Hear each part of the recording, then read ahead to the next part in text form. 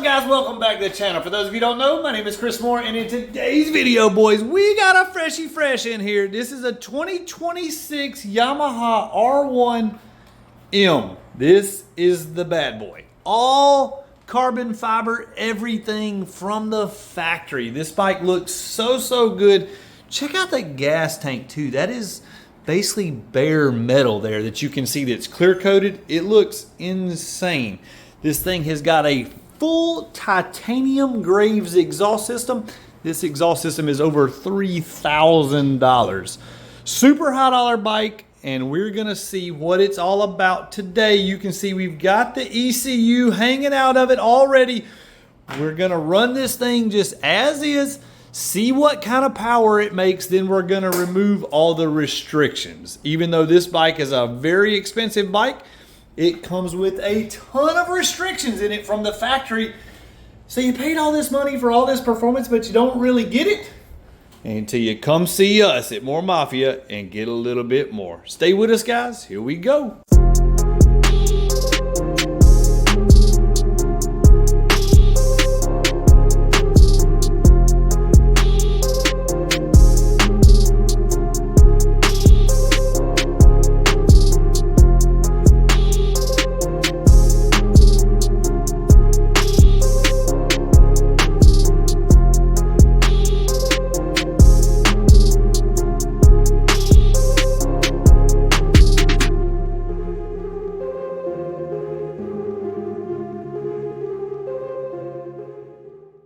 Before we get too far into tuning this thing, let me show you a little trick we gotta do.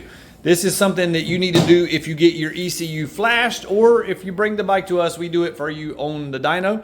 But that hose right there was on that nipple right there. We are gonna take a marble, a little ball, and we're gonna shove it down. Oh, you got the marble. So we're gonna take that little ball, put it in that little hose, then we're gonna put that little hose back on that little nipple, just like factory. That is called the marble mod, AKA blocking off the pair valve, or the AIS. Like I said, different names, different things.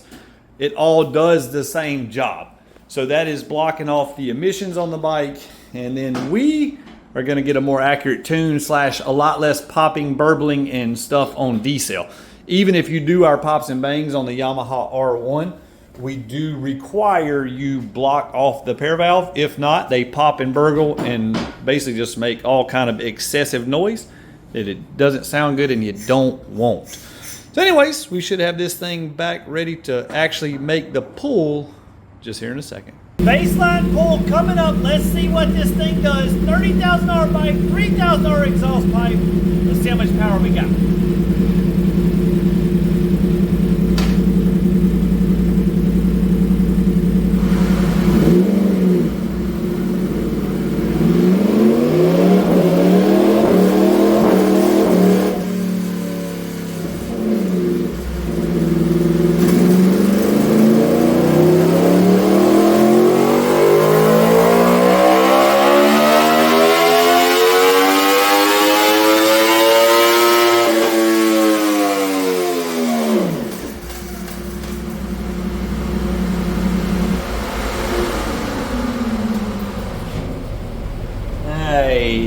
Hey guys, not the dyno results we were looking for. 170 horsepower, 78 foot-pounds of torque. And when I say not the results we were looking for, this is the results I knew we were gonna get. But I think when you spend this much money, you hope for a little more than that. Come on, Yamaha. Don't worry, Moore Mafia here to save the day. ECU is flashed, restrictions are removed, power is increased, but I want to take a second to show you what we do on the tunes on these things. Now, I've already got this tune modified, so I'm going to open up our Öhlins Racing program again and show you what a stock file looks like on this bike, because man, they are super restricted. Öhlins Racing, the tuning software, gives us the ability to go in and modify and tweak these things.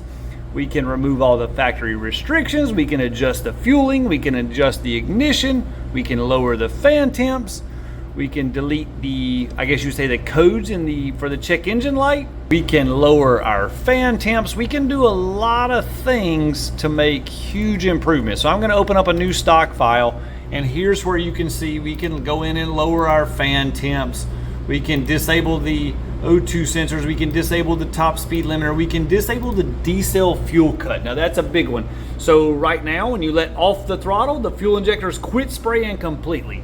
When you resume throttle, of course, now your fuel comes back, and that's what gives it that herky-jerky on, off riding and feel. Well, we can do the disable D-cell fuel cut, and whenever you let off the throttle, the fuel injectors will keep running. That is going to make the bike run and drive a million times smoother.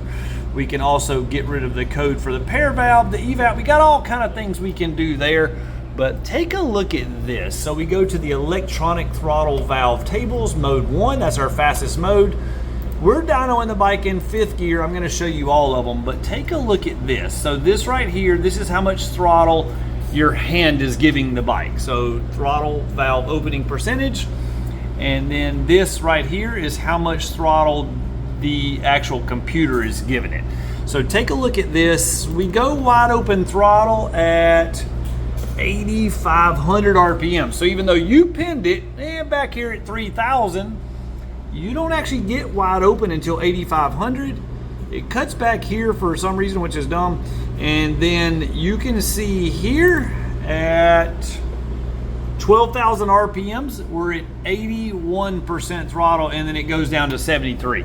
And it's like that pretty much in every gear. So there's 6th gear, so our top speed is definitely going to be limited. And then pretty much every single gear on this thing the exact same way. Now in our tune, we go in unrestrict mode 1 and 2. So that way if you want a smoother ride on mode 2 cruising around, but you still want to go fast if you go wide open, then we correct up in here and then leave all this, I guess you'd say, kind of soft and spongy. Makes the bike ride really nice cruising around, but if you wanted to whack down on it, she'll go. Fuel maps, ignition maps, all that stuff gets changed in our normal ECU Flash. Enough blabbered, let me show you the results.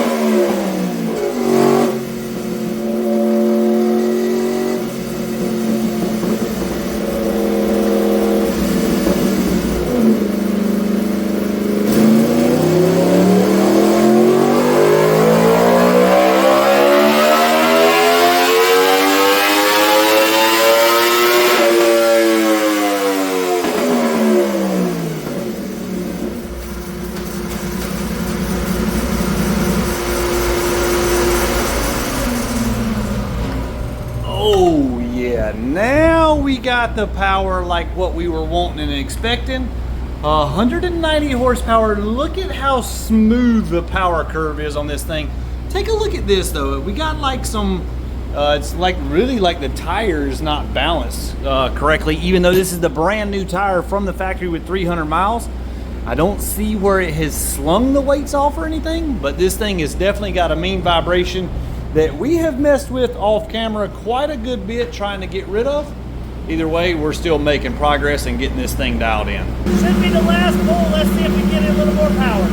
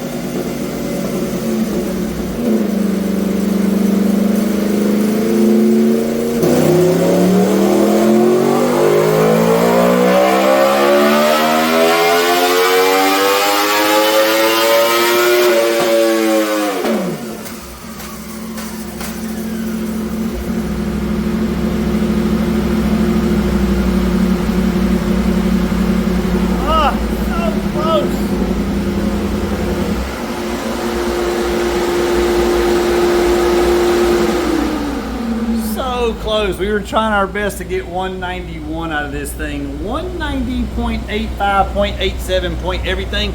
And I think the tire is definitely robbing us a little bit. That hopping, just a little bit of hopping loses, I guess you would say, a little bit of energy. The whole purpose of the dyno is to measure how fast this tire turns the drum.